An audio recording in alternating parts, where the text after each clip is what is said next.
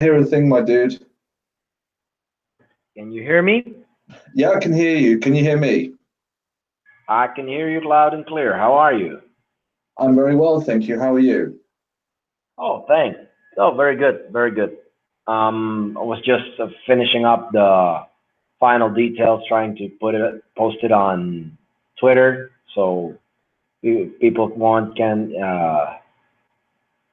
come. Okay, it's on. Great. So let's get this show on the road. Well, first of all, thank you for coming, Orwell. How are you? You're very welcome. I'm very good, thank you. How's everything down in Venezuela? Oh, well, things are quite as hellish as usual. Just today, we got the breaking news that the government is issuing new banknotes to come up with the with the billion bolivar inflation. They're knocking out three zeros out of the current banknotes just after they issued a series of banknotes with three more.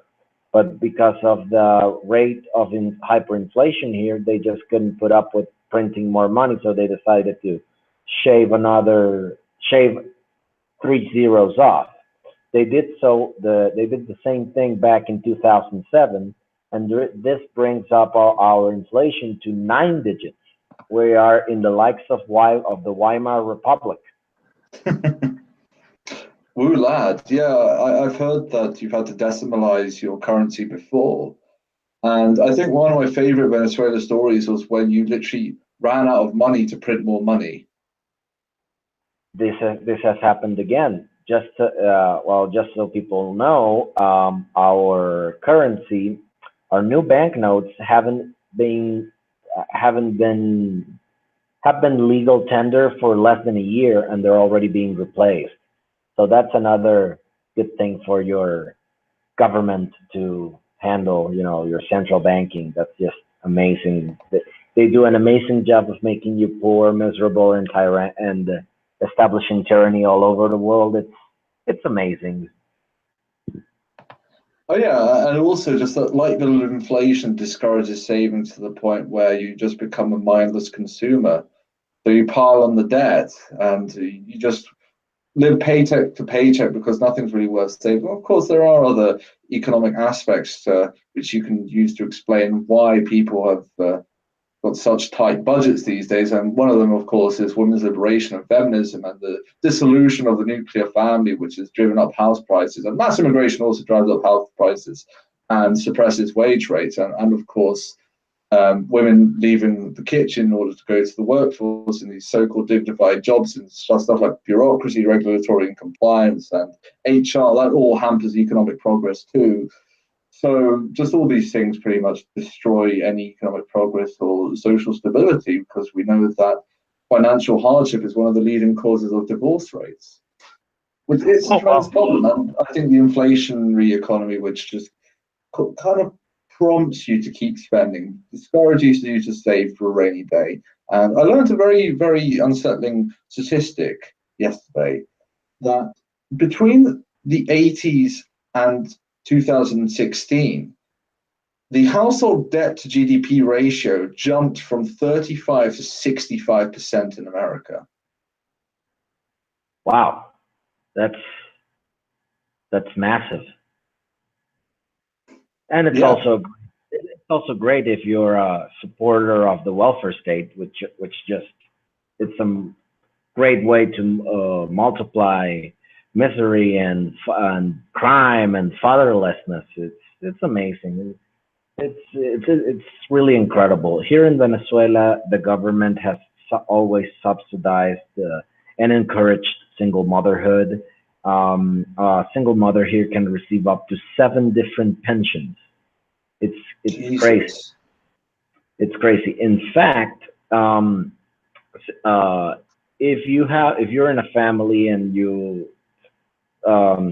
if the father figure or the parental figure goes into crime and it's arrested and put in jail, divorce is encouraged, and the mother will receive a pension and a salary for having their spouse or partner incarcerated. And this pension has a multiplier by the number, and it gets bigger if you have more kids. That doesn't surprise me one jot, to be honest. And on a lighter note, I know it's not Venezuela, but there was an Argentine man who tried to legally change his gender when he turned 60 so he'd be entitled to the state pension sooner. Oh, well, well, that's amazing. That's amazing. No, I mean, it's pretty crafty though. So are they going to have to set different retirement ages per every 58 gender now? Well, that would do, and that would do wonders with the tax system and the tax brackets, and it would create even more field of work for accountants. Yeah, yeah, yeah. I don't think we really need to give tax accountants and tax collectors more employment. I think they're a bit over bloated as it is anyway. Yes, of course. This is, you know, it really puzzles me and amazes me how how much outreach, how much stretch can the welfare state have upon individual liberties, and it's amazing. People think oftentimes that in countries such as the United Kingdom or the United States, some parts of the Commonwealth, it just stretches too much. But you only need to look at what's going on in Latin American governments. Venezuela is it's a great example. The government here with revenue tax just keeps stretching on and on and on. You pay almost 60% income tax here, and because of the hyperinflation, the government just gives you a tax break. I recently had to do my taxes for the previous fiscal year, and I was running through the math. Fortunately, I know how to do my own taxes, and I have paid taxes ever since I graduated back in 2011, and I haven't had to cheat on them. But it's so extremely easy to cheat, and every single time I do my taxes, I pay every year I pay about 60% more, and when I'm going to post my tax declaration, I get an exemption because of the high inflation rates. So basically, I only declare my taxes, but I never actually pay them because of what the government is doing. They realize that even if they did the whole tax collection thing without doing tax exemptions that they claim they're designed for the middle class, they just can't. They just realize that they can't handle enough money. They can't take because people would basically stop paying their taxes. Right, that doesn't really surprise me either. And we have this problem in Argentina, where I currently live, where the public sector is really beginning to crowd out the private sector. And of course, you have these whopping tax rates in order to pay for the public sector, which is now larger than the private sector. And this is a country that 80 or so years ago had one of the top 10 most powerful economies in the world before the Great Depression. And even during the Great Depression, unemployment never reached 10% in Argentina. And now, here's a couple of stats for you. 35% of all economic transactions in Argentina are done by the black and grey markets. And they haven't adjusted for inflation in any of their GDP publications since 2003 because inflation's been a bit out of control since the 2001 crash they had, which, it just seems to be a typical pattern for South American countries, this sort of fiscal and monetary gross irresponsibility. And they just keep doing it because they have neither the political will, and I think they also don't have the knowledge to tackle these sorts of situations. Just to let our listeners have an idea, the Venezuelan gross domestic product dropped 26% just last year. Wow. That's almost how many pounds each individual dropped as well in that same time period. Well, it I really don't have the numbers with me right now. They're somewhere within this computer. I'll try to get them as we speak. But just last month, there was this poll that the universities did for the living condition standards in Venezuela. It's called the ENCOVI poll, which is Encuesta de Condiciones de Vivienda. And what this poll found was that Venezuelans are more and more and more poor, and their living condition standards have just plummeted in the last year. This is a poll that has been running on for a couple of years, and each and every year, the numbers just get dire and dire. Venezuela's downfall and death march started a little bit in early 2012, and ever since, just because of the government's policies and its rampant corruption, they managed to bankrupt one of the few businesses and few industries that it never goes bankrupt in any economic textbook. The only one examples that I can come up with is the oil industry and the tobacco industry, and the government just managed to bankrupt what was once the biggest oil company in the world. How did they do it? Well, they created a lot of pensions. They started to distribute the oil rent amongst Venezuelans, allegedly. Very few people got these benefits, although they boast in their government propaganda constantly that they do. And that, along with the giant corruption, started to create a void that because of the main fuel of the economy is oil exports. So the money comes in through the state oil company, which is Petróleos de Venezuela, PDVSA. It goes from Petróleos de Venezuela to the central bank, and then this goes into the treasury. What Petróleos de Venezuela did was to ask the central bank to finance its deficit, and they did so by printing cold hard cash. The Venezuelan oil production has consistently been dropping year after year. So what this created was a melting pot, a perfect melting pot for Venezuelans to lose purchasing power.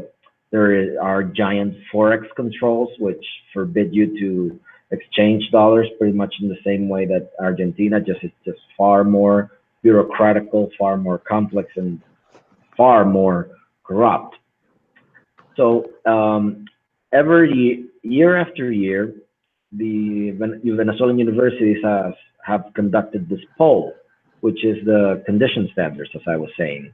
It's a kind of data that used to be public, but since censorship in Venezuela is so rampant, well, the government just conducts a detailed house survey that they keep to themselves. So, faced with this official opacity, the universities had to pick up the slack. And this poll gives you the best data-driven social conditions in Venezuela today. 61.2% of Venezuelans are living in extreme poverty by 2017. Mm-hmm. When people are asked in Venezuela whether or not they consider that their family's income is enough for them to buy food to consume inside and outside the home, 89.4% of the population in my country answered no. They just don't have enough money to cope with the inflation. Well, it's a tremendous problem, and I think that this is undergirded by the appointment of that economy czar who does not exist. He let me just find the quote. Okay, inflation does not exist in real life, he wrote in a 2015 pamphlet called 22 Keys to Understanding the Economic War. When a person goes to a shop and finds that prices have gone up, they are not in the presence of inflation. Wow. Well, let me share with you another piece of data from the poll I'm talking about. 64.3% of the population has lost at least 11.4 kilograms in the past year. Only 7% Wow. of Venezuelans gained weight. So when it comes to how much people are eating, because they're just they're skipping 1 or 2 meals a day. They simply cannot, pay for goods and services here in Venezuela. It's incredible. I live in the capital. I live in Caracas. But if you Hmm. go to the provinces, it's just like The Walking Dead. It just becomes a wasteland. The streets are pretty much empty in small rural towns. People are kept to themselves, and they look. I recently went to a rural area in nearby Miranda State, and people just look emaciated. It's terrible. The food shortages are rampant in Venezuela. I have had to do lines, and you can also find, but most, as well as in every regulated economy, there are black markets. So you can find pretty much everything you want from the black market, but at ridiculous high prices. Uh, I don't know if this has been replicated in any other country with this much magnitude. I've seen news and footages and newsreels and the reports of what happened in Chile under Allende and in Cuba with Fidel Castro's and still going on, but not at the rate this decline has happened, and certainly not in the magnitude for a country that has allegedly the resources such as Venezuela. Yeah, yeah. Well, especially the size of Venezuela, I think the only comparable situation in terms of the waiting lines and having all these natural resources at your disposal, but being unable to provide basic resources at an affordable price to the citizens is probably the Soviet Union. Well, it's because they steal the mall. They steal the mall. They take them away. The rations are, of course, they're distributed amongst the intelligentsia and the nomenclatura. They the food distribution was taken up by the military elite, which are which are the ones that are running the country, and the alleged benefits that the government run program to distribute food to the most poor is just another bucket of corruption. In fact, there are a couple of investigative journalists that were chased out of Venezuela because they took it upon themselves to analyze the companies that provided these food packaging and food import services to the Venezuelan government. They found out that the bulk, around 60%, 60 cents out of every dollar that the government pays for subsidized food, it doesn't go into subsidized food, but it goes straight into the bank accounts of these other individuals. And the quality of the food they buy, one might think that it's good, but it's not. They bought this imported milk from Mexico, and it lacks the nutritional values to put a kid to drink that milk and actually gain the nutritional benefits from it. The milk is full of sodium, and it's very low. It has very low calcium. So they ran a study along with the universities to test the nutritional value of the food that the government is putting into the Venezuelan people's mouths. And a kid would have to drink 61 glasses in one day to get his minimum requirements. Jesus, I've heard that Kwashiorkor has made a comeback in Venezuela as well, and it hadn't been seen on the continent since 1998. That oh, you're a doctor, aren't you? Yes, I am. I am. So yeah, and you know it comes from protein deficiency, if I'm not mistaken. It does. So that just really goes to show the acute malnutrition and food shortages in the country, where this thing, which is pretty much confined to just real third world countries suffering from a famine, that Venezuela, which was an economic powerhouse in the 50s, could just fall so far in that amount of time. Well, it just spiraled out of it spiraled out of control. It's amazing. Um, but you know, let's unless you have something else to add. I think you were looking for a few things, but I'd like to move on to another set of issues. But feel free. This is No, by all means, let's move on.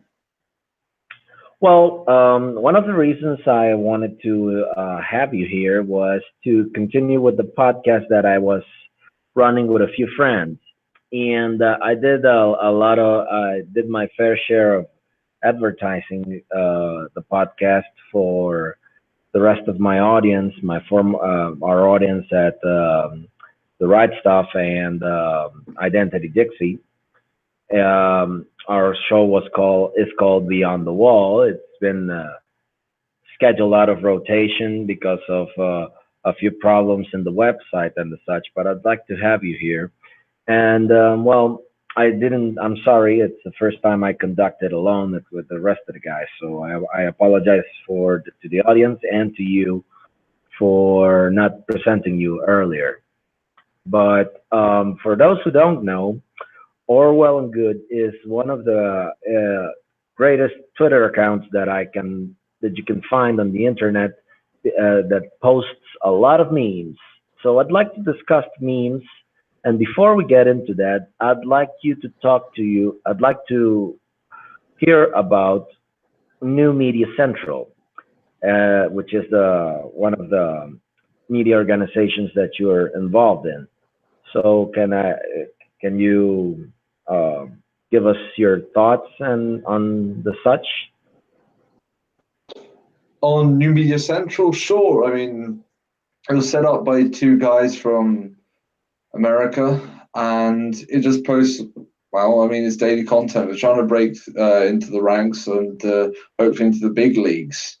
We want to be in a good position for the midterms and for the 2020 election. So that's what we're kind of working on at the moment. But I'm pretty busy in real life, so I can't devote as much time to writing articles as I'd like, because I also host 4 shows a week, for guaranteed shows a week, that is, at least 4 shows a week.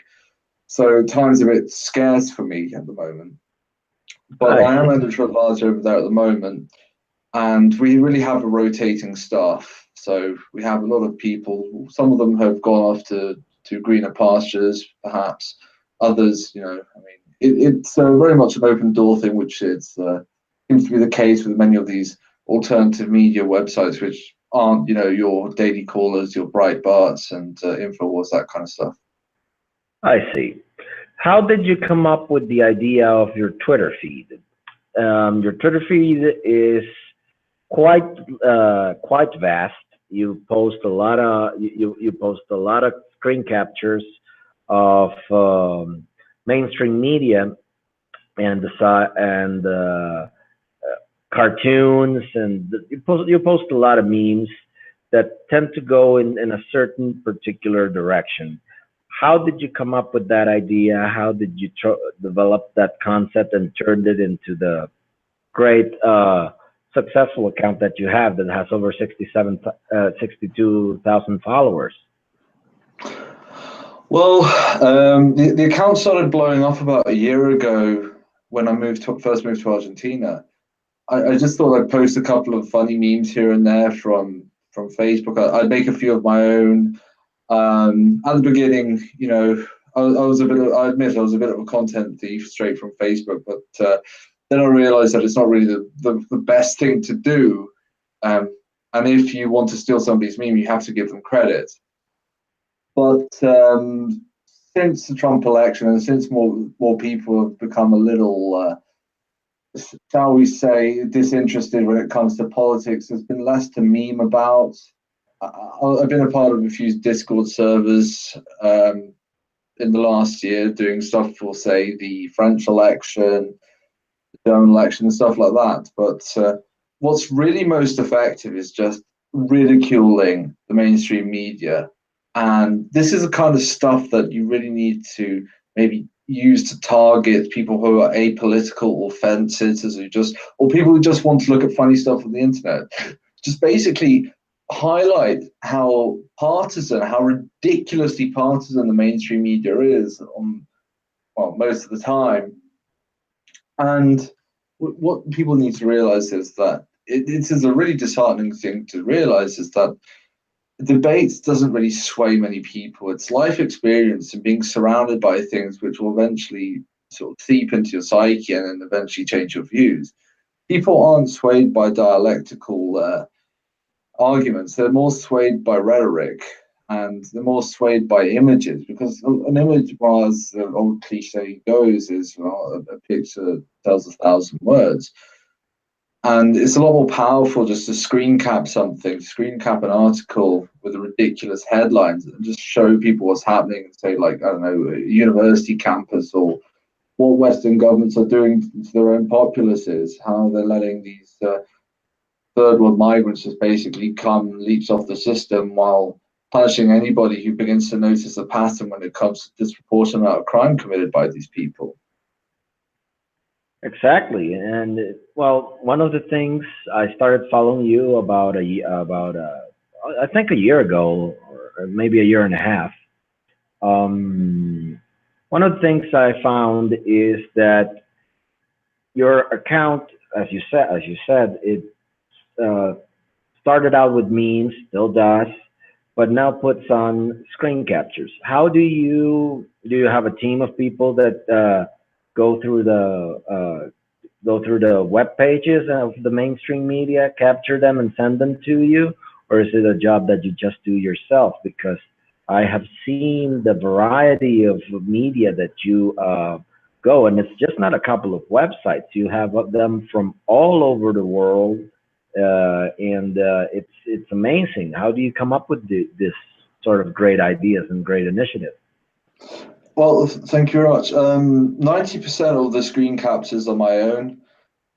I have a few patterns. I mean, I go to poll every morning, just browse through that. It doesn't update as much, Reddit, Facebook groups, just even on my Twitter timeline, people answer to, say, I don't know, a certain mainstream media outlets. And I just have a look to see what they've answered to. And, it's usually something completely absurd. Say BuzzFeed stating that, I don't know, that the concept of whiteness never existed, or say someone like The Guardian suggesting that we should open our borders because it'll boost our economy by X amount, or just things like that, And Facebook groups have been really, really helpful for providing content because it's just like a sort of a news aggregator of all sorts of content from the internet. And if you've missed something out, well, you can just pick it up from a Facebook group or your Facebook timeline. You see, so but then again, I mean, you could just go on BuzzFeed and find certain stuff. And one of the other things I used to do, which I haven't really done in a while because they're very tiring and stressful, is making collages. I always get a headache from making collages. You have, say, Salon say something ridiculous about how white people have never been persecuted in the history, and then just have Salon writing about 40 articles just directly opposed to white people. Wow. Well, I'd like to ask you, of all the stuff you posted, which was, and you've posted quite a lot, which was, can you name a post that really made a hard impression on you? Because I've seen stuff really incredible, like this one you have right here, that the remains of 240 people who were dissolved in barrels of acid and then buried in trenches by a single hitman in Mexico, says he could have killed about 650. Now this is just, you know, this is sad. This is incredible, but I am sure that you posted a lot of other nasty stuff that you found by the main all around. So can you give us a piece of a piece there? Well, I saw a piece today, but I didn't retweet it or look further into it because they didn't have a reputable source to back it up, or didn't have a reputable screen capture to back it up. But the caption was that this guy in Scotland was kidnapped by a bunch of Muslims, had his eyes ripped out, had his genitals cut off, and slashed and then burnt to death. But I can't verify whether or not that one's true, because it was just a screen cap of the Daily Record, which is a Scottish tabloid. So I'm not too sure about that, but that was pretty horrific. Some of the stories, some of the people from South Africa I follow, stuff they post is just really, really stomach turning, because it's so frequent. There's so much volume from these people just being pumped out every day to see how whites are being treated in South Africa. There was this story I read about yesterday where this guy was basically tortured with cuts. And he died from his injuries, but he had both of his Achilles tendons slashed by these absolute savages. Well, that's cultural enrichment. That's what they want for the West. It's better. Oh, absolutely. And I fully support flinging our doors wide open for these people so they can live off welfare and then complain about our racism. Well, it's incredible about the Muslim, both the Muslim and the African migration crisis that's going on, the white genocide that it's going on. It's crazy, but that's one of the horrifics. What about the most liberal idiocy thing that you have seen lately on your posts, or one that really made an impression on you? Well, it's gotten to the stage where I'm almost desensitized by a lot of the stuff I read. The South African farm murders, well, that was a bit more breathtaking, but in a bad way. But when it comes to liberal idiocy, there's just so much to choose from that it's really hard to pick between them. I mean, there's this one which I remember seeing this just after the election, but it seemed to be doing the rounds on social media. Is loads of these liberals are licking toilet bowls with the hashtag "fuck Trump" written in Sharpie on the bowl itself. What? Yeah. There's no solution for these people. This is, oh my God. I know, right? I think that a lot of the times these people are beyond repair. And I have some theories as to why they are the way they are. And to you being a doctor, you know that people activate different parts of their brain when they come to tackle certain problems, identical problems to one another. And it can be very easily explained away by atrophied amygdala. Liberals tend to have smaller amygdala than conservatives, which is the threat response center in your brain.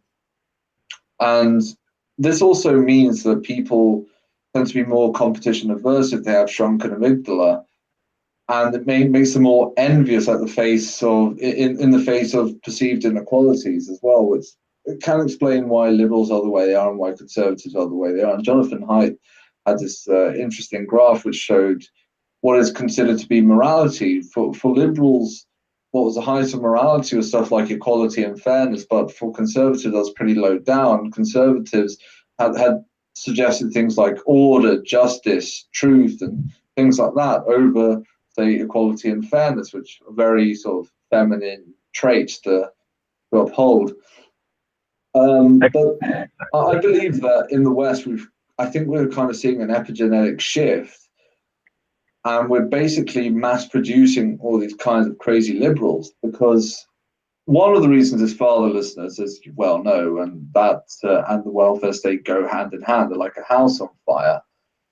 And the other reason is because public schooling, since they tend to be dominated by left-wing women who teach them, and there are studies that show that women will tend to have a 5 times greater gender bias for other women. So when it comes to people in schools, there's a very feminine sort of metric on how to proceed and how to judge boys in particular, and to basically goad girls to become more as feminine as possible. So we're kind of living in this feminine society, and we know that looking at the data that single women tend to be more liberal than when they are married, because of course once they're married, well, they're more reliant on a sole resource provider who's the man, so they're not going to favor these high tax rates and people who are going to be parasitical to the system, i.e., maybe DACA recipients or legal immigrants.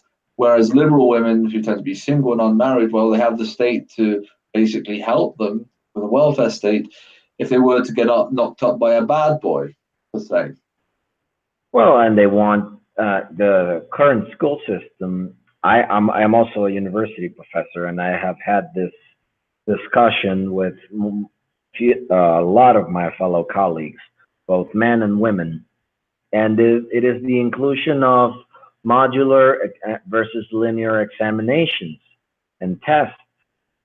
Girls tend to score higher in modular tests than men that score lower on these tests, and that can constitutes a bias, as you said. Also, the whole neurobiology behind conservatives and liberals is well defined, and science is beginning to get a grasp and comprehend that the fears of the left have a neurobiological subtract to them. This causes all sorts of things and all sorts of how do you say, weird behaviors. And these behaviors can be explained easily if you understand what R versus K, RK selection also is. Yeah. I also think that not as much as in Latin America, but certainly in North America and the West and the rest of the West, it's also the sorts of products that they eat and the introduction of hormones, xenoestrogens, plant-derived substances such as soy, which contain all sorts of natural behavior modifiers, and this pretty much creates what we call the soy boy that we have all around, and it goes this extent. And if you combine, I believe that if you combine that with the school education system and its bias, the liberal bias in university and superior college education, and if you combine it with fatherlessness and such, you create a time bomb that makes you be, it's exploding, and it explode. Sadly, I find that it is exploding on the most empowered generation that there is. That's the millennial generation that has never had as much technology and resources to make a better world, and it just derives and declines into a downward spiral of self-hatred and nihilism that gives us the present dispensation. Yeah, and it's very important to realize that we've also built up a society where being a victim is a form of status. Exactly, and it all sorts of perverse incentives. Well, it's because in the current dispensation in the current way that the left handles things, it really goes into progressivism one way, and that way is just to destroy everything that's considered abnormal to them, but has been the norm ever since. Just just take a look at this. The Guatemalan Congress approved the law, passed an act to find only female disappeared victims. In Paraguay, yeah, Ridiculous. it's ridiculous. To put in context, the number of disappeared people in Guatemala from 2003 to 2013, it's over 25,000. Out of them, about 12,036 are men, 13,156 are women. Some might say that in the last years there has been a double case of women forced disappearings, maybe even more. But the fact that only female disappearances are investigated comes to because there are more. It's just none doesn't hold ground. There's no possible sane way to uphold that, and it's incredible the war on masculinity that's going on, and it's I have seen it I have seen it very marked and very deep in Europe and the United States, but it's slowly making its way to Latin America. I don't know if you have seen stuff like that in Chile and Argentina, farther down south, but I have followed this sorts of trends in Central America and in Venezuela and Colombia, and it's worrisome. It's worrisome the rising left wing feminism that's going on here in Latin America. What have you seen something about that? Yeah, I've seen a lot of it, to be honest. Argentina is feminist central, and I know I'm grossly generalizing here, but I'd say that 95% of the women I've come across around my age group in Argentina, in Buenos Aires, are complete thoughts. Because they give this idea of women's liberations, but then all it means is just act like a dude, be promiscuous, get drunk, be crass, Have do all these abortion. things. And guess what? The antidepressant consumption rate among women is really, really high here. Lots and lots of women here have to take therapy because this is just a complete unnatural lifestyle for them. And I think that feminism and women's liberation hasn't set women free from anything. It's tried to create this idealization of women being a sort of form of emasculated man. Because I mean, men aren't even men anymore anyway. I mean, men are just sort of some sedentary, fat, soft version of what men really should be. I mean, they're not masculine. They have low sperm counts in the West. They have low T levels. They have, soft hands. They have no muscle. They start balding prematurely. And I mean, women are sort of supposed to kind of replicate this, try to put them into a cubicle and get them to work 70 hours a week so they can feel empowered and gendered. I think it's completely disgusting what these feminists have done because nobody's happier for it. People are actually less financially better off and more miserable. And what's happened to the birth rates? Well, they're absolutely through the floor wherever these feminists have taken hold. And this is just Argentina. Chile, I've noticed there's a huge leftist shift trying to make everything free. And as you and I well and truly know, there's no such thing as a free lunch when it comes to social programs. Somebody's going to have to pay for it. So what we're trying to do is try to gear people's time preferences to really high so that they basically act like savage animals and spurn the consequences, but they just don't give a damn about the consequences. They don't care that the tax rates are going to be 50% when they're 35 and in the middle class trying to make ends meet. They just want free college now to do some bullshit degree and say, I don't know, humanities or whatever. And the other problem is that there's been this real promotion of abortion, which I don't really have a concrete position on abortion, but it's just so militarized. You have these sort of these radical feminist thoughts just calling for abortion, getting their tits out in the streets, causing a mess, causing a ruckus, and just attacking people for being for being pro-life. And the other one is the LGBT agenda.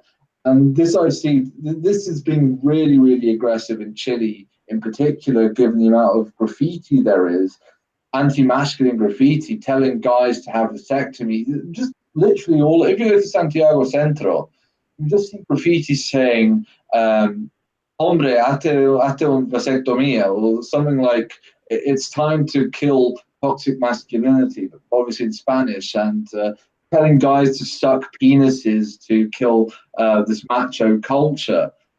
You see like these Oh, huge graffitis of guys sucking dicks. And my final point is that there's an art publicly, I believe it's publicly run art museum called Bellas Artes, and there was this huge mural of a painting of a really graphic gay orgy. And in this building, you had like children running around. Just why would you want to put children in this environment? I mean, I'm not really comfortable with public displays of affection when you're a heterosexual monogamous couple, but having like loads of promiscuous gay men just butt fucking each other in an art museum, this is beyond the pale, in my opinion. in Venezuela, we have a very draconian law that protects the rights of children and teenagers. And we also have a very progressive, liberal, open minded law that empowers women and has been used to tangentially empower the LGTB community. The other day, I was walking around near downtown in Bellas Artes, and I was making my way to down to the subway when I found a giant mural spray painted with lots of detail of a woman holding a machete, chopping down the penis of of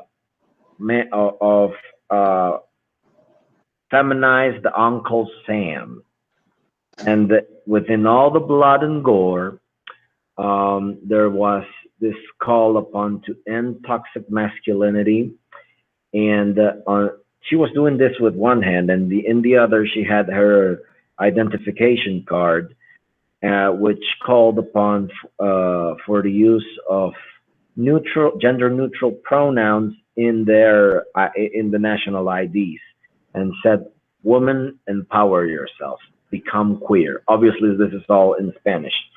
And the funny thing is that this mural is on the wall of a public school, an, Jesus. an elementary public school. Yep, So, yep. That doesn't surprise me one bit. This is just the kind of depths we've descended to in South America. I remember being in Brazil briefly at the end of 2016, just watching TV because the TV in South America is very sexualized. Literally, it's all just tits, ass, and big bulging biceps, and very little else. It's very stupefied. It's very dumbed down because let's face it, the audience isn't exactly going to be winning any Nobel Prizes anytime soon. And of course, well, I mean, I don't know how much you know about psychoanalysis, but you have the id, the ego, and the superego, and it's just all just trying to tantalize the id. It's trying to reduce people to the most animal level, which will make them easier to command and for them to obey. I know we're verging onto very conspiratorial territory here, but what really impacted me was this TV show in Brazil where you have these prepubescent or peripubescent girls around puberty, about 12 or 13, in mini skirts and crop tops, like dancing and gyrating on a stage to an audience applauding. It's just like, to me, just what the actual hell are these people doing? How can you be applauding this kind of stuff? Whatever happened to trying to preserve a child's innocence? oh well, here you have in public schools and up to some degree in private schools. This happened in a private school where my daughter actually went, and I started a ruckus at a PTA meeting. They had this is also a Catholic school. Um, they had a bunch of sixth sixth sixth graders. They couldn't be just the same thing, just dry humping kids sitting in a um, how do you say, at a school party with over sexualized reggaeton, uh,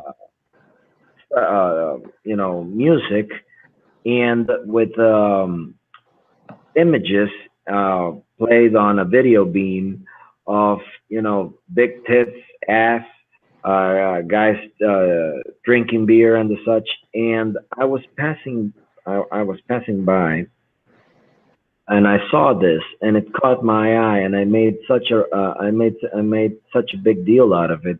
And the answer I got from the PTA father, which is your typical baby boomer progressivist, it's 2018. Kids need to learn about these sorts of things at a very early age. Otherwise, how are they going to know how this happens? So it caught my eye, and it made me very, very upset, the fact that this sort of thing is going on. It doesn't extend to that. If you go and you take a look uh, at what's going on in the current Venezuelan pop culture, as you might know, the Miss Venezuela pageant is a very famous one. Venezuela indeed has a lot of beautiful women, but the over sexualization of women and the influence that this has on pop culture has distorted, has created the vision of beauty within the Venezuelan girl and the young Venezuelan woman. In order to participate in the Miss Venezuela pageant, you need to have at least a height of 170 centimeters, and you must have a certain body build. Mhm. These women who participate in this beauty pageant are routinely. It's I know because I worked at one of the clinics that does this sort of job. They get you get a perfectly beautiful, natural looking woman, and you pump her tits full of silicone. You make her go through unnecessary procedures such as a slicing down her nose cartilage, cutting up part of her muscles in her calf to make her look as though she were hour like an hourglass shape. They make them go through stressful diets and enforce. This is not done by doctors, but rather the ones that are organizing the pageant, and force these women to indulge into drug abuse and substance abuse, with such drugs as cocaine or benzodiazepines such as Xanax or lorazepam and the such, so that they can cope with the with the need to eat. They get really really hungry, and what this does is that they go into these maniacal rages, and they go literally they go apeshit, they go hysterical. And I have had to they go aggressive against one another, and I have had to as a doctor, I've even had to take care of a few and put them on sedatives to counter the stimulants that these women take, and it's incredible. And these are I have done, and I have rejected a lot of when I worked there, I rejected a lot of potential candidates because they thought that they needed some sort of surgery, some sort of unnecessary procedure in order to participate, when they had a fairly sized bust, they had a nice hip to waist ratio, and they just force themselves into fitting into these zero or double zero sizes that are just unhealthy and feed a body image of just mediocrity. And if you look at Venezuelan TV and at Venezuelan pop culture, all you'll see are tits, ass, and the big ones. They are just straight out of the Miss Venezuela pageants, and all the way into positions of being hostesses. And in the most dire cases, such as the thing that just broke out a couple of days ago, the Miss Venezuela organization has the parent company, which is a mainstream media company called Cisneros Group by Gustavo Cisneros, had to shut down the Miss Venezuela organization because there was a rampant drug extortion and prostitution scheme going on within Miss Venezuela. They had some corrupt government hierarchs and some just high level gangsters would take little girls in their puberty straight out of their homes, make them study and all sorts of things, and prepare them for surgery. Some of them are straight out of puberty. Some of them are 16, 17, 18-year olds. They operate on them. They make them take these nasty plastic surgeries, and they turn them into high-end prostitutes and sex dolls to be consumed by the market. Just a couple of years ago, one of the emirs from Qatar had an orgy full of these women in a private yacht in an archipelago in Venezuela. And this is how incredible and nasty things can go. Yeah, it really does sound like a horrible place to be if you're one of these people. And we know that the people promoting this kind of hypersexuality won't be the most scrupulous types on the face of the earth. So it's no wonder that they subject these poor women to all these horrible diets, this stimulant consumption, to the point where they literally just have mental breakdowns. And what you said to me about the typical boomer progressive libship mentality, oh, it's the current year, it's a certain period in time, therefore we must accept the sexualization of children. Now, these spineless moral relativists, I have more choicer words in private over these people, as one would, but I just think that this is suggestive of a wider societal problem. In my opinion, is the collapse of formal religion, and in its wake, nothing has filled the void. So now we just have tolerance, progressivism, open-mindedness to the point where people's brains have literally fallen out, instead of being, maybe subject or beholden to an ideology or a group which is looking towards maybe a transcendental cause or a greater purpose, which is just lacking in Western countries altogether. You can see it's almost proportionate to the attendance rates, the church attendance rate decline in the West, and welfare consumption and single motherhood increasing, but at the same time, birth rates plummeting.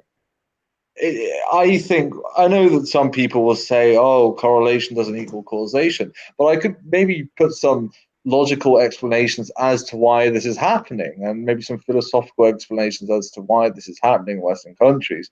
And you're next. South America is next. South America is going to, well, you could start seeing in places like Chile, the birth rate is below the level of replacement. In Argentina, I believe the birth rate is below the level of replacement.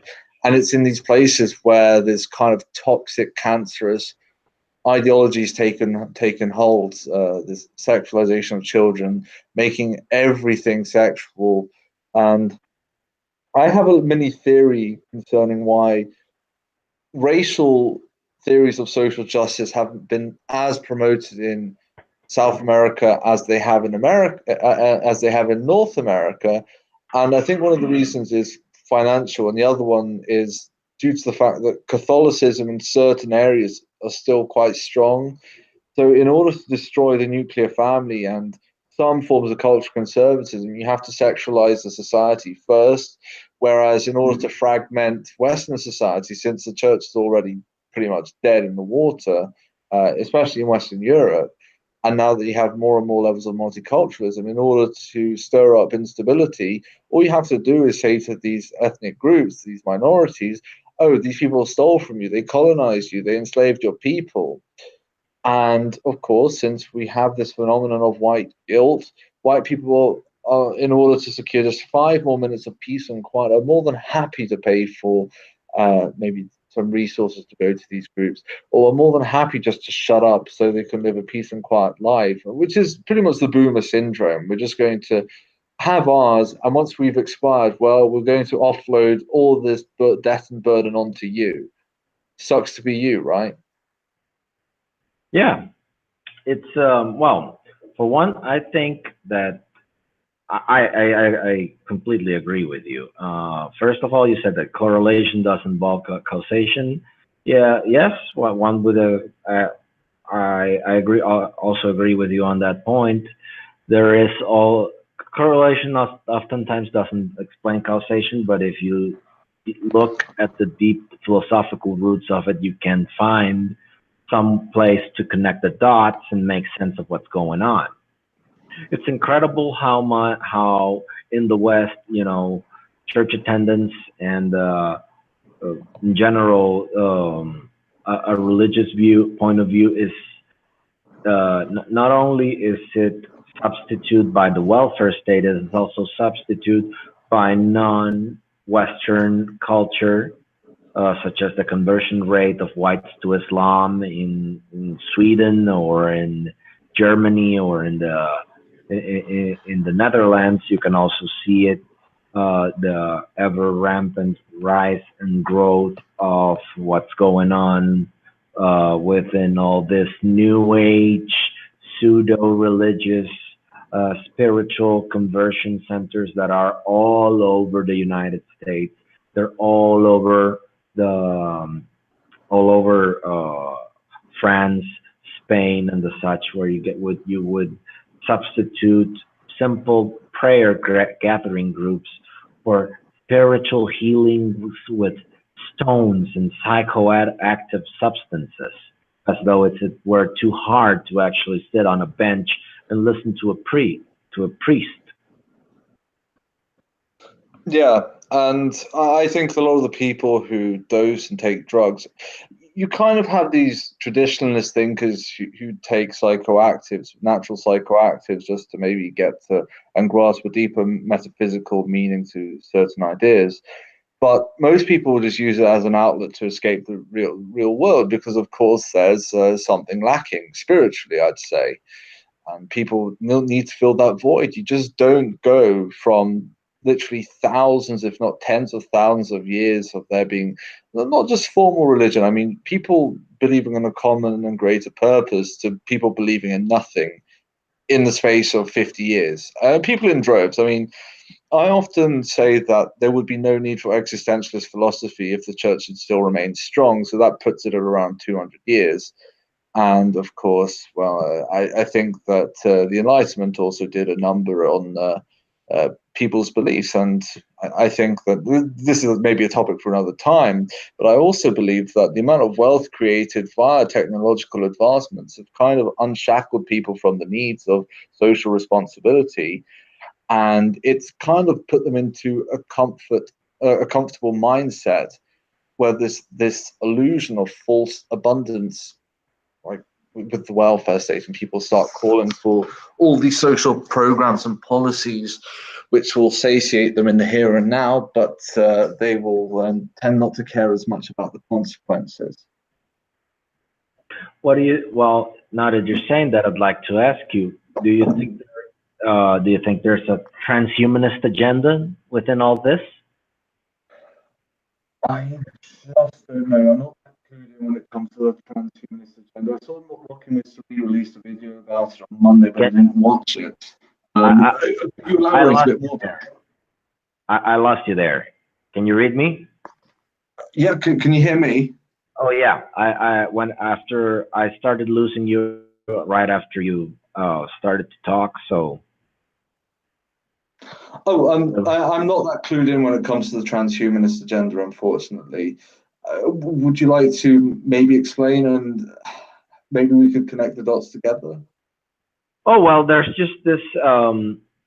I think I'm stepping into sort of conspiracy theory here, but there's this line of thought that I have seen in which the use of technology to entertain us to death, to create sort of Brave New World, sort of Aldous Huxley type of thing, in which we entertain ourselves to death with substitute um, traditional pleasure, traditional interaction for pixels, for a blow up doll, for a vibrator or a fake rubber vagina and the such.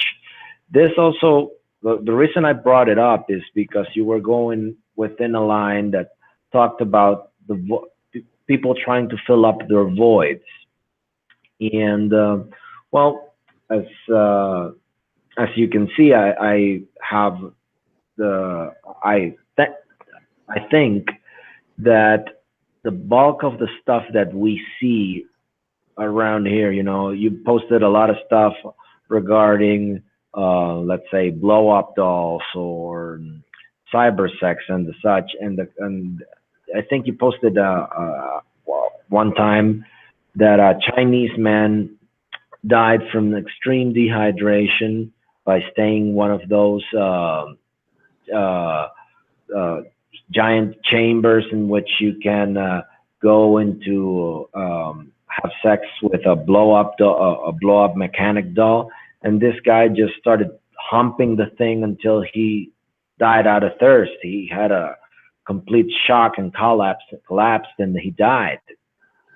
And this was a Chinese American man, but still Chinese, still what sort of westernized, but it's happening, and I believe that the use of this technology to do to substitute human interaction for non real interaction is just creating a brave new world, and that's pretty much in two cents the transhumanist agenda.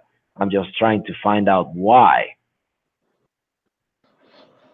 Um, I don't know if you want to maybe invoke some Nietzschean philosophy and trying to be like the Overman or something like that, and maybe just to transcend humanity itself. I just don't know, and I think that every attempt. Look, I'm not a religious person myself, but I think that every attempt to maybe try to overcome the idea of deity just ends in disaster because people are going to look to replicate that on Earth, and we know how incredibly dangerous it is. I mean, the 20th century was basically the litmus test for these ideas, and well, it claimed 250 million lives. The state killed 250 million of its own people last century alone outside of war. So we can see that these people who want to try to play God and to recreate their ideal utopia on Earth, well, it just ends up in as a complete failure because you stop seeing people as individuals, but as interchangeable economic units, which is pretty much as a continuation. It's continuation within the neoliberal agenda. I mean, just read the kind of stuff these neoliberal economists publish, and it just sees individuals as almost interchangeable sort of monads. It doesn't see them as actual people a lot of the times, and a lot of the stuff they publish, they're just left scratching their heads. I mean, Paul Krugman's a good example. Paul Krugman often likes to post stuff about how transportation is really important when it comes to making economic decisions for certain industries, but he once wrote this piece about how in Brazil, even though there's a lot of natural resources and even though it's pretty well developed and there may be slightly less infrastructure and public services as they might be in southern Brazil, you couldn't quite figure out why productivity was maybe a bit lower in northern Brazil than southern Brazil. But I mean, if you follow my buddy Battle Beagle, well, just look at one of his posts about Brazil, and it all becomes clear if you catch my drift. Of course I do. Of course I do. Well, it's an interesting thing, what you just said. I didn't mean to try to pull you into the whole philosophy outlet out there, because it'd be pretty much too deep, and that's not the whole train of thought that I had planned for this podcast. What I wanted to was to explore what your 2 cents were about, because I've seen a lot of the stuff you post. Some of them, make me ask a deep philosophical thing. Some of them make me wonder, as I'm sure you might have as well, just where the hell is the West going, and how is it that we're ending up there? Do you think that after, um, what do you think that the West will do if the leftists just are being, given the free space and the free will to do as they please with such rampant uh, field of field of maneuvering? How do you feel that the things are going? Just to get your line of thought on that, because from the ranging from the liberal idiocy and promoting the multiculturalism and the such, where do you think this will end? Do you think that we will see a sort of a backlash of a conservative uh, counter propositional thing, or do you think that the fight is over and these guys will just actually win, and there's no reason to uh, you know contradict them or criticize them at all? Do you think there's any hope? Um, I'm personally pretty black-pilled about the outlook of Western society. I think that these people have carefully planned and strategized in order to take over the institutions over the last 100 or so years, and they've done so with great effect and great destruction.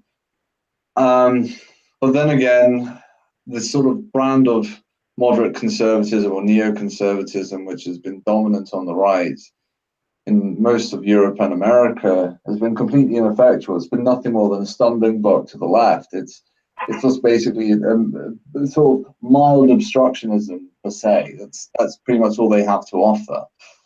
Um, I wouldn't be doing my podcast. I wouldn't have my Twitter account or Gab or Facebook if I didn't think that the West was worth saving.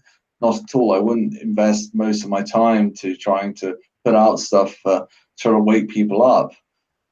I do think the West is worth saving, and I do think that there is no greater civilization or society, and I don't think there ever will be, especially if white people are phased out. Um, I have I have a very strong feeling that the Orient will just go back to what it was pre-Western society if there aren't Western consumers to buy their products. I think that they'll revert back to tradition rather than pursue these progressive ideals, which haven't really been that kind to them, and they haven't really been receptive to these progressive ideals as much as, say, Europe and America has. But I think at the same time, Europe and America has built the wealth in order to kind of live a life where they can actually indulge and fantasize about these crazy progressive ideals. At the same time, I think that more and more people are becoming red pilled, and I often joke about how places like Vice and BuzzFeed are actually closet traditionalists trying to red pill people into becoming traditionalists with all the degeneracy that they promote. So there is that. On the one hand, I think that what's effective about my technique on social media is just showing them what they really stand for. Just this kind of stuff really gets people's armors activated, so to speak, which is what we want. We want people's amygdalas to be swollen. We want people to be receptive to this kind of stuff. We want people to think that, oh, actually, hang on. mass immigration isn't a good thing. Maybe single motherhood isn't a great thing. Maybe trying to promote all these forms of sexual deviancy isn't a great thing. Maybe trying to promote this tolerance and progress as the be all and end all of our philosophy isn't a great thing. Maybe we should have some traditional outlook on life to kind of to safeguard us from relativism and subjectivism. I just want to get people starting to think about these things. I know that most people won't want to spend hours of their day reading philosophy or reading lots of literature into the subject. I completely get that. Maybe a lot of the times, most people that we're trying to get through to either don't have the time or the intellectual capacity to try and read all this kind of stuff and make sense of it. I don't want to be like one of those Rick and Morty kind of people blowing my own trumpet, but it's true. I mean, just look at the average electorate. That's the kind of person we want to target. We want to show them that, hang on, these policies on the left are wreaking havoc on our societies. The right, or the establishment right, isn't much better, but at least we'll have time to do something about this. At least that we'll have time to see where these maybe pockets of progressive ideology will begin to fester, and then we can act accordingly. So, for example, just look at California. If we uniformly allowed for all Western countries and states in America just to adopt those laws that California did at once, well, there wouldn't be a Western society to speak of today. I mean, Californians are just fleeing the state like rats fleeing a sinking ship. But the problem is these people are ideological locusts. They'll go to another state such as Nevada or Colorado and bring their ideas there and turn that state into a blue shithole as California was. And and that pains me because California is a very beautiful place. You know, they got the beaches, they got the coastline, they have beautiful natural resources. It's beautiful. California is a great, beautiful place, but it's been riddled by all this anti-Western and self-loathing militants that it's turned into its own into a small people's republic. It, it will happen, and it's happening, and it pains me to see a place like California just being torn up by that. One of the reasons I think that California was the place picked to do so was because that's one of where people like Theodore Adorno and Herbert Marcuse of the Frankfurt School just happened to land there after they fled from Europe and the Germans back in the 40s, and it created the birthing pot for all the horrible things that we see.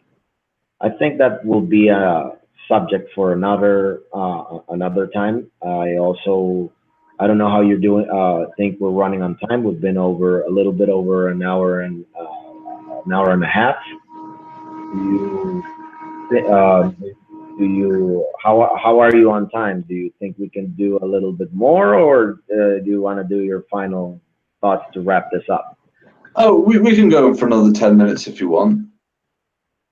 Oh, well, okay, let's do so. One of the things that you talked about was Vice. I think that Vice magazine and up to a certain degree Slate, they promote. I think they have a hidden agenda to red pill people, just like you said, because they show so much degeneracy that it's just undigestible. I have Yeah. seen. I have a lot of deep down. I have a lot of admiration for Vice because they really come up with nice, interesting initiatives. But it's all fueled. It's all entertainment with echoes. It is completely biased, and they give you the idea. For example, they have this channel that they have over the years they have developed a series of channels, a series where channels in their YouTube where they post different things. One of them is I don't know if you've seen it. It's a channel called Munchies. Yeah, I have. Well, what they one of the things that I look at is that they do a show called Chef's Nights Out. So what they do is that they pick a nice restaurant with their chefs and their staff, and they go bar hopping, and they indulge in all this decadent behavior in which food, at least we all eat, we all like to we all this is my particular uh, point of view. We all like to eat, and personally, I'd love to go to some of the restaurants they show on Munchies because the food that they produce it's amazing. But to see their chefs going on a banking on a drug and drink binge rampage, just being completely irresponsible, just to go bar hopping and then just to go back to their restaurant, indulge in all sorts of drugs and mind altering substances that would actually numb you from experiencing such rich culinary experiences. It just kills it for me. I seldom watch the last part of the show. I watch the first two. They do the recommendations on the places they go, but it's awful. They also have this other channel. It's called it's called Bong Appetit. It goes in the same.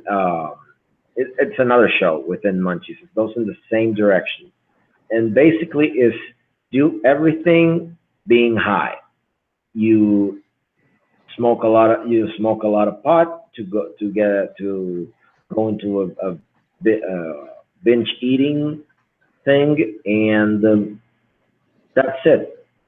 I think that the level of degeneracy, the level of void of content that's there, it pains me because there are a lot more other productive good things that you can do with your life than to fill yourself up with substances that can be negative and might actually harm you in so many different ways, and you end up being devoid of you know everything. You end up being devoid of the possibility of enjoying a good meal, end up being deprived of having a good time spending out with your friends, and just the whole experience of it. I think that uh, Vice in deep down is a conservative website trying to show you the degeneracy of it. But when I see the other things that they do and the other uh, the other documentaries that they do, they did this one piece in Venezuela where they sent a kid here with 500 euros and all the stuff that he could do. And sure, he did the sightseeing. Sure, he went to the nice restaurants, but he also showed you how much cocaine and marijuana and heroin you can purchase. And he also showed you how many prostitutes he would get for less than 10. High-end prostitutes he would get for less than 5 euros. So that sort of depressed me in a way. Oh, and don't forget the Vice classic, getting wasted on cum cocktails. Oh, I saw one telling. I saw one that definitely made me close my laptop. But I saw this one where uh, uh, straight heterosexual male. If you have a bro, if you have a tell your tell your best friend to let him suck your dick so you can explore your masculinity. Dear straight guys, it's time to put stuff up your butt. You can literally go on all night about the kind of stuff that Vice puts out there, which is why, I think that maybe there are some people just out there to red pill others. And there was an article put out by Slate yesterday or the day before which was saying that Trump wants to kill more blacks and Hispanics in reference to his remarks about executing opiate dealers. I Drug saw dealers. I saw one on Slate. I saw a piece on Slate that's actually criticizing the initiative of Trump's government to tackle the opioid crisis because it would take methadone clinics and methadone and rehabilitation centers, rehab centers out of work. And what would happen to all these people that are in that line of work? Jesus Christ. How many Well, layers of cane do you know you on? well, well, I don't know, but it puzzled me. You know, I have I have dealt with patients coping addiction to overprescribed opioids. I personally, in my practice, I tend very little, unless it is extremely necessary, to prescribe opioids. And I have seen what opioids do. I once got shot here in Venezuela. I got got stuck in the middle of a crossfire of a botched kidnapping attempt, and I got shot in my arm, and I had a fracture in my arm, and this fracture was a complicated one. I had to get an external fixator to get the fracture to line up, and the bone in my arm, my humerus, my funny bone, to be to restore itself, to reconstitute itself, and I have had to take opioids, and the pain it's really nasty. I had to I had to use that thing for 9 months. It was awful. And then as I was experiencing, I had to take opioids almost on a daily basis for about the first 3 months. And once they took me off the opioids, it was awful for me. I felt terrible, and I understood what's happened. I was at med school at the time, but that experience allowed me to understand the pain and the suffering much more in a much more deep way, and to connect with these victims of this opioid pandemic. And I find it awful to see that people are actually trying to to counter proposition and put an end to the to it. I'm sorry, I got mixed up with my English. To stop the government from trying to put an end to the opioid crisis by saying, you know, being a junkie is good because there are a lot of nice people that have been junkies. Kurt Cobain was a junkie. Amy Winehouse was a junkie. Jimi Hendrix was a junkie. Yeah, they are, and they are part of our pop culture. That being a junkie is part of pop culture. Well, being a Yeah, they all junkie, died at 27.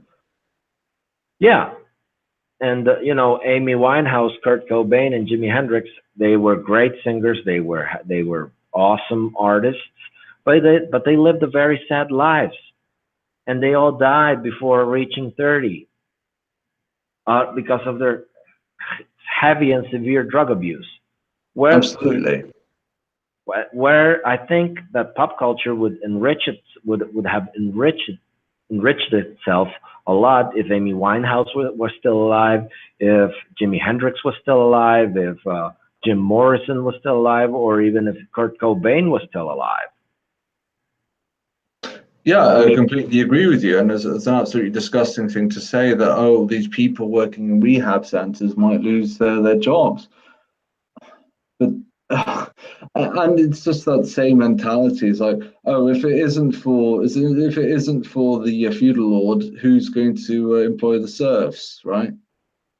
yes, and it makes in my I can tell you as a doctor, this makes no sense because sure, if the opioid crisis is tackled, there will be a lot less centers for rehab. And I find that fact to be okay with me.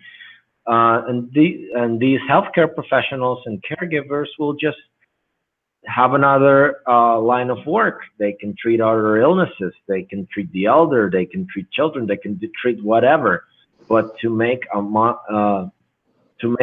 build your whole case upon the fact that the opioid crisis is good for the economy is just I find it to be one, I find it to be completely bullshit, and two, I find it to be completely ridiculous and devoid of even a journalistic value. Yeah, Then again, I mean, the French economist Frederick Bastiat absolutely detonated this argument 165 years ago or so with the candle wax window fallacy. You know, and the candle wax makers. Sorry? Bastiat also wrote about the candle wax makers. The petition of the candle wax makers, to try to block out the sun so they get more business.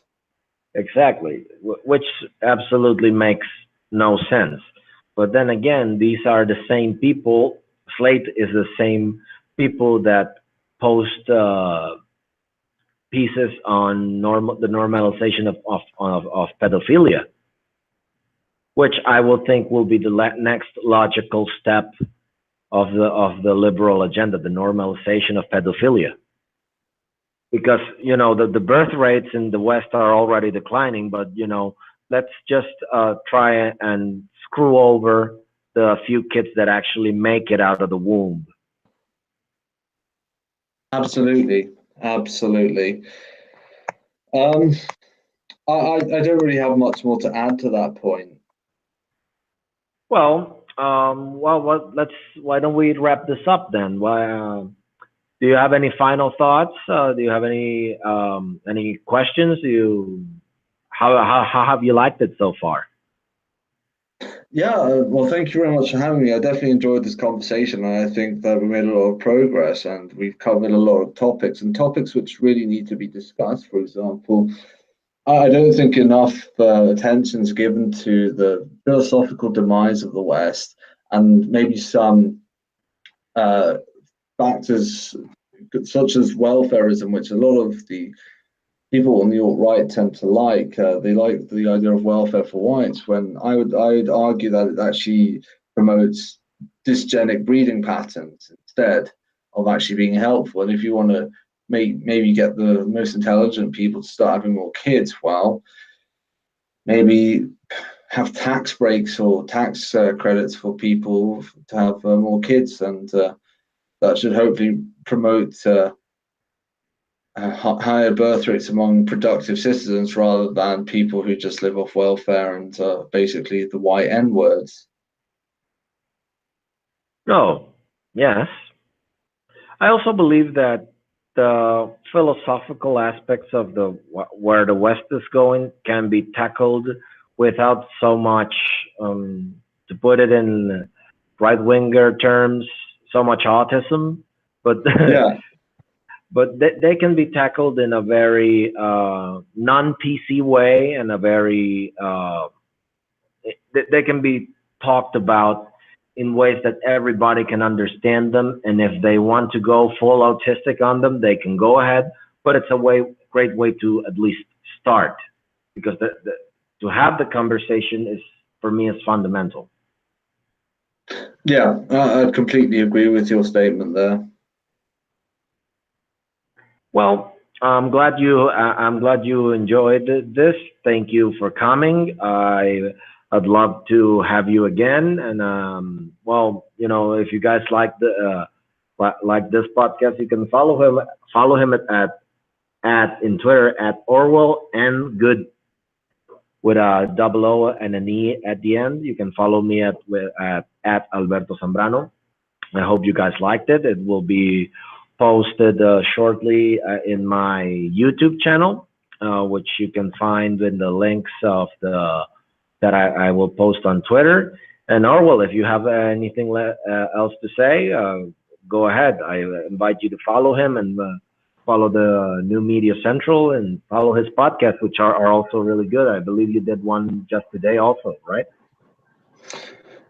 Yeah, I do a show, well, every Wednesday, Friday, and Sunday called Waking Up the West, and every Thursday called the Meme Stream. I usually have a couple of days in between to maybe host an interview or something like that. So go check out my YouTube channel, which is all well good. And I'm on other platforms too. I'm on Gab, I'm on Facebook, Minds Wrong Think, and Make a Support as well. Well, once again, thank you for coming, and well, I'll see you guys next time. Goodbye. Let's see. We're almost offline, and